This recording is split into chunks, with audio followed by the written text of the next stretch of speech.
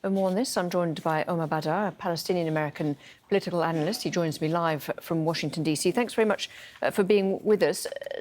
Just to go back to the issue of pressure and the potential ceasefire, we've heard that Netanyahu has essentially said he'll carry on the operation, but we are getting some noises from Hamas that there might be a truce possibly within a day or two. How do you expect any possibility of a ceasefire to emerge in the next few days?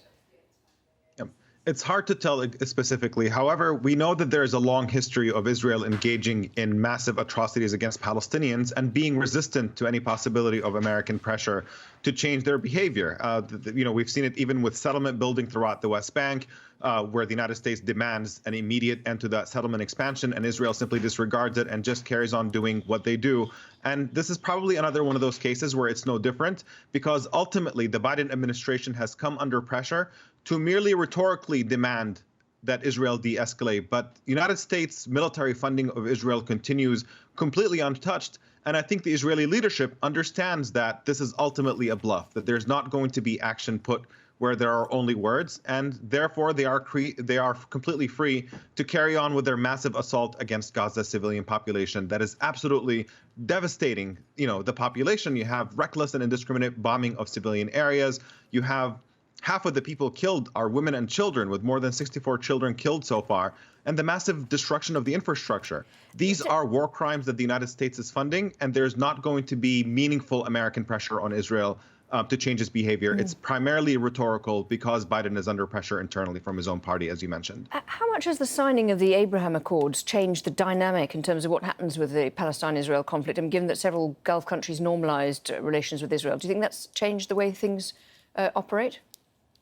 It has not really changed much of the way things operate, because many of the governments that have signed agreements with Israel were never in conflict with Israel in the first place. Ultimately, the conflict exists because Israel is denying Palestinians their basic rights, and that has continued before and after the signing of those accords. So all we've seen is that some Arab governments have broken the line that was presented through the Arab Peace Initiative, where the Arab world said that they would only normalize relations with Israel if Israel ended the occupation and respected Palestinian human rights. And we've seen that normalizing without getting those demands met essentially is going to merely encourage Israel to continue behaving the way it currently does. And so that has not really had much of an impact. The imbalance of power and the system of oppression and apartheid that Israel is imposing on Palestinians is merely getting stronger.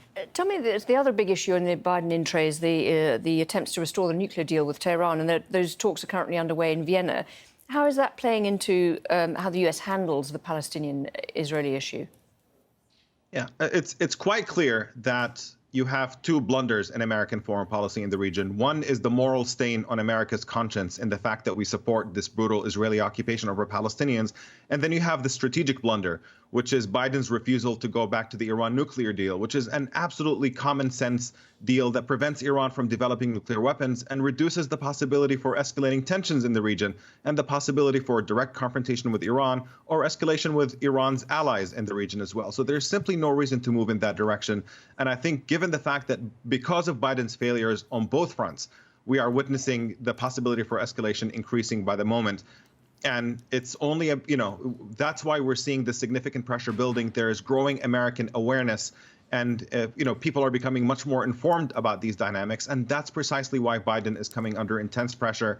We've seen several members of Congress take to the floor of the House, demanding that Biden hold Israel accountable and fundamentally shift his policy towards the region. This is not the kind of thing that we have seen in previous Israeli assaults, but certainly the dynamic is changing, and Biden is feeling that pressure. And I guess we'll see whether ultimately he chooses the path of common sense in pursuing what is both morally and strategically the correct course for U.S. policy, or whether he continues down the wrong, outdated path that he's currently on. Yeah, just on that, I mean, the issue of weapons sales to Israel from the US, that's one of the areas that people are trying to put him under pressure on. But it doesn't sound as though that's actually going to change, does it? Or would I be wrong there? Yeah, there is an effort in Congress to try to put an end to that sale, but it's, again, too soon to tell whether that effort is going to be successful. But it certainly points to the fundamental hypocrisy of this administration's policy, where, on the one hand, it claims that it's putting human rights first and that this is the driving force behind its policy.